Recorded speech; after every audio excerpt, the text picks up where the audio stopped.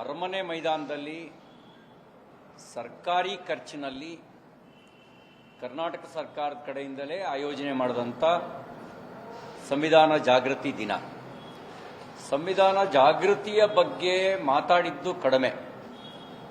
ಪ್ರಧಾನಮಂತ್ರಿ ನರೇಂದ್ರ ಮೋದಿಯವರನ್ನ ಟೀಕಿಸಿದ್ದು, ಸುಳ್ಳು ಆರೋಪವನ್ನು ಹೊರಿಸಿದ್ದು, ತಪ್ಪು ಭಾವನೆ ಬರುವಂತೆ ಸುಳ್ಳು ಸುದ್ದಿಯನ್ನು ಹರಡಿಸಿದ್ದು, ಇದು ಸಂವಿಧಾನಕ್ಕೆ ಮಾಡಿದ ಅಪಚಾರ ಆಗುತ್ತೆ.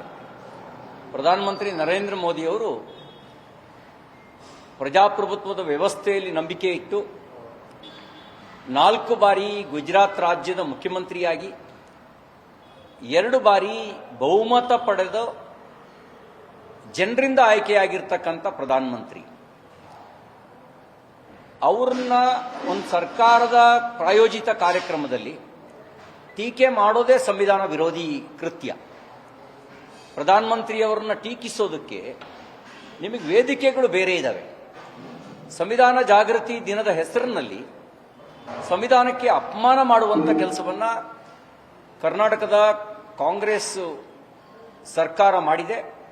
ಮತ್ತು ಅಲ್ಲಿ ಮಾತಾಡಿದಂಥ ಎಲ್ಲ ಮುಖಂಡರು ಕೇವಲ ಪ್ರಧಾನಮಂತ್ರಿಯವರ ಟೀಕೆ, ನಿಂದನೆ, ಅಪಪ್ರಚಾರ, ಇದಕ್ಕೆ ಸರ್ಕಾರಿ ಪ್ರಾಯೋಜಿತವಾಗಿರ್ತಕ್ಕಂಥ ಕಾರ್ಯಕ್ರಮವನ್ನು ದುರ್ಬಳಕೆ ಮಾಡಿಕೊಂಡಿದ್ದು ಖಂಡನೀಯ.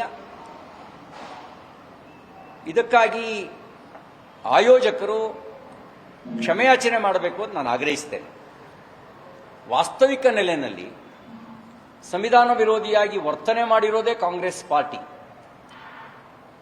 ಈ ದೇಶದಲ್ಲಿ ತುರ್ತು ಪರಿಸ್ಥಿತಿಯನ್ನ 1975ರಲ್ಲಿ ಹೇರಿ ನಾಗರಿಕ ಹಕ್ಕುಗಳನ್ನೆಲ್ಲ ದಮನ ಮಾಡಿ ವಿರೋಧ ಪಕ್ಷದ ನಾಯಕರುಗಳನ್ನು ಜೈಲಿಗೆ ತಳ್ಳಿ ಮಾಧ್ಯಮ ಸ್ವಾತಂತ್ರ್ಯವನ್ನು ಕಿತ್ತುಕೊಂಡು ಸರ್ವಾಧಿಕಾರ ಹೇರಿದ್ದು ಶ್ರೀಮತಿ ಇಂದಿರಾ ಗಾಂಧಿಯವರು ಪ್ರಧಾನಮಂತ್ರಿಯಾಗಿದ್ದಾಗ ಕಾಂಗ್ರೆಸ್ ಪಾರ್ಟಿ.